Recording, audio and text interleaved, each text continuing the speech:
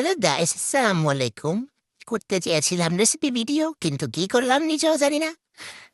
দেখেন, তেল গরম করলাম, পেঁয়াজ দিয়ে দিলাম। পেঁয়াজ পেস্টটা করব।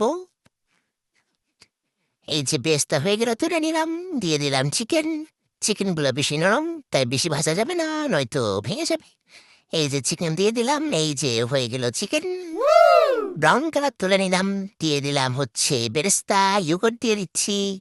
কিন্তু ইয়োগার্ট গুলা উঠছে না, ওঠস না, এটা এই যে উঠছে। হ্যাঁ, অফ ক্যামেরায় আবার দিয়েছি। দিয়ে এই যে এখন আমি অমিতাভ বচ্চনের বউয়ের মতো রেকর্ড বাটন ক্লিক করতে ভুলে যাবো, যার কারণে মশলা দেখাতে পারলাম না। এই যে মশলা দেওয়ার পর এখন পানি দিয়ে কষিয়ে নিচ্ছি। এই যে কষানো হয়ে গেল। এখন দিয়ে দিব হচ্ছে চিকেন। চিকেন দেওয়ার পর আরেকটু কষিয়ে নিব। মাংস সহ যাকে কষানো, এই যে কি সুন্দর কুষ্ট গো। দিয়ে দিলাম এখন পানি। মানে দিয়ে হবে এখন সিদ্ধ। ভালোভাবে সিদ্ধ করে পানিটাকে শুকিয়ে আমরা দিয়ে দিচ্ছি এবার বেরেস্তাই, যে হয়ে গেছে আমাদের চিকেন রোস্ট। কি সুন্দর স্মেল। এখন আমরা আবার একটু ঢেকে দেব। এই যে হয়ে গেল সুন্দর চিকেন রোস্ট।